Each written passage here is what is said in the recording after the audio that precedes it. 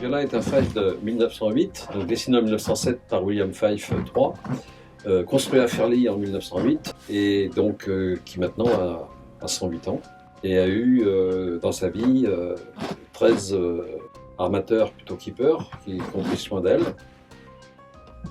Et je suis le 13e. Et à ma gauche, mon ami Kostia, qui est désormais le 14e keeper de Viola.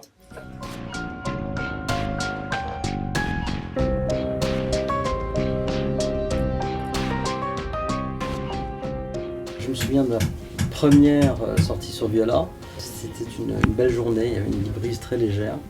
Et je me suis retrouvé en baie de La Rochelle avec une huître dans la main droite, un verre de vin blanc entre mes genoux et la barre de Viola dans la main. Et là, je veux dire que j'étais stupéfait parce que je regardais à droite, je regardais à gauche, je regardais en bas, je regardais derrière. Sans les moindres détails, sur l'ensemble, c'était beau.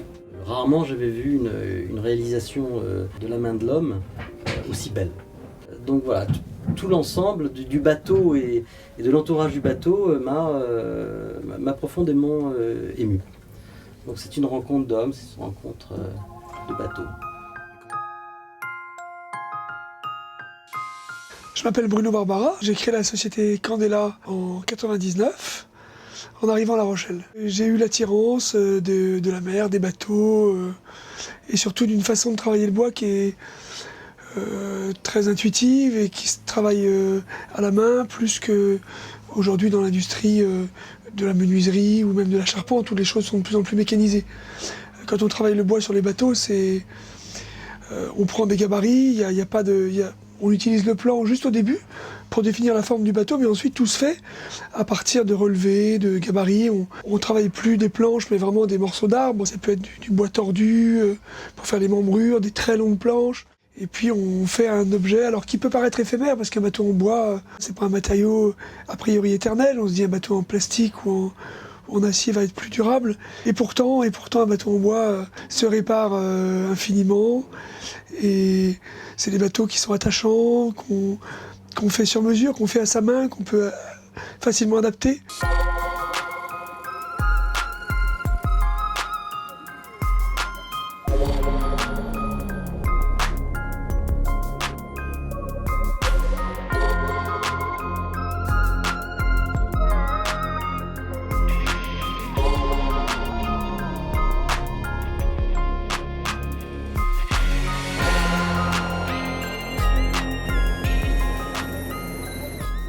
Je m'occupe de Viola depuis 16 ans maintenant.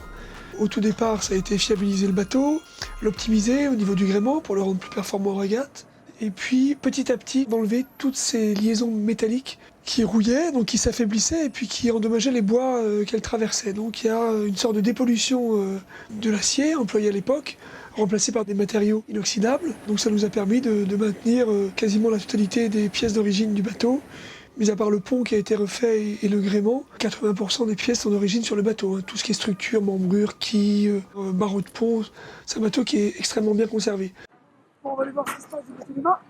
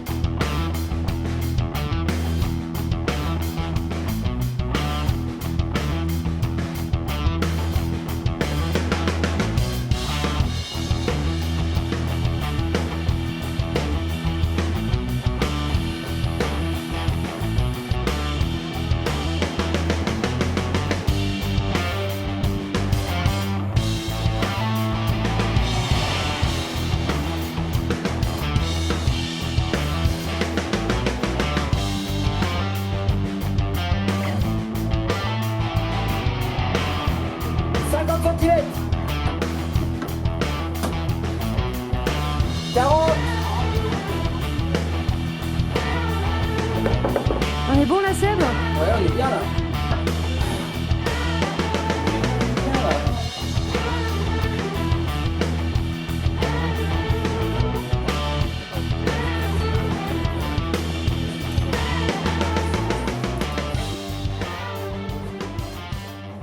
Viola a été construit par le troisième William Fife. C'est 3 architectes qui ont commencé à faire des bateaux en 1850.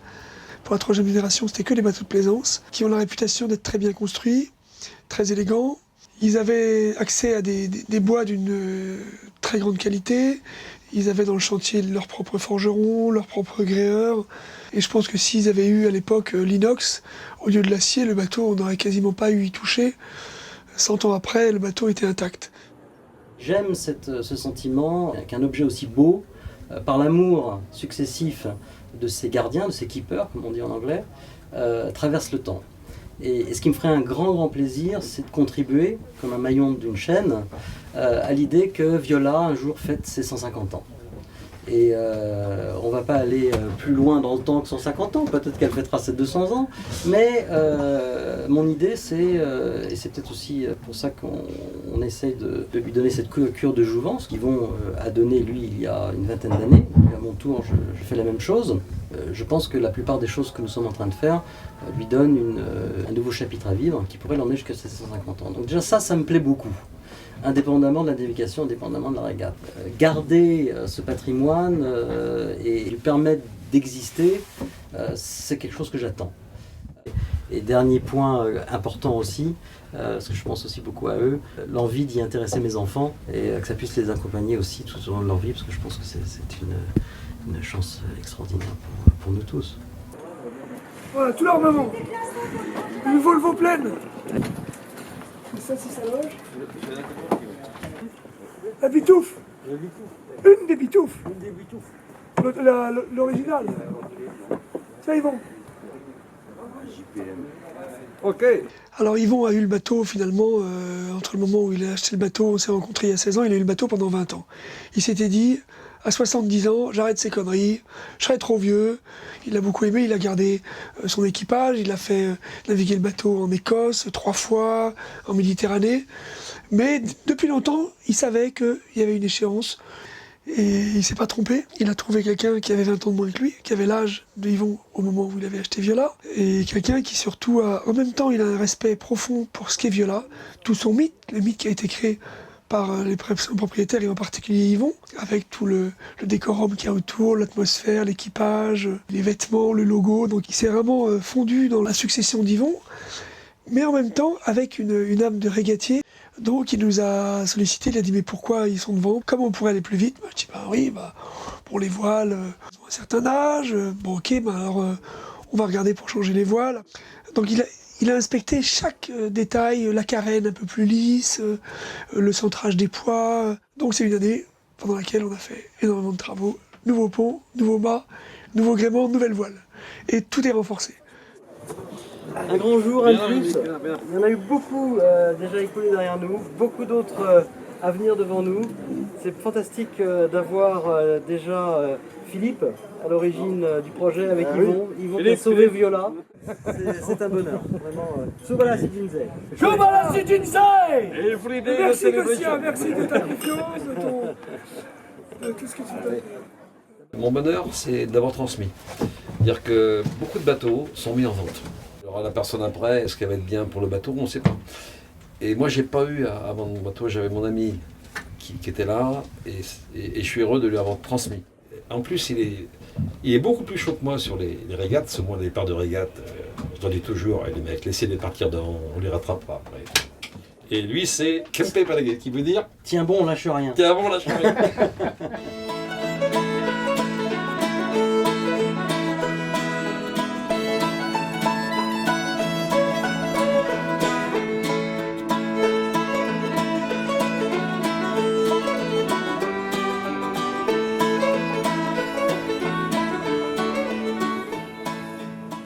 C'est un bateau auquel nous tous donnons une âme, une vie. Elle est vivante, on parle d'elle, on parle de ses humeurs, on parle de ses contentes, pas contentes, malheureuses, un mât cassé, un nouveau mât. Viola est vivante.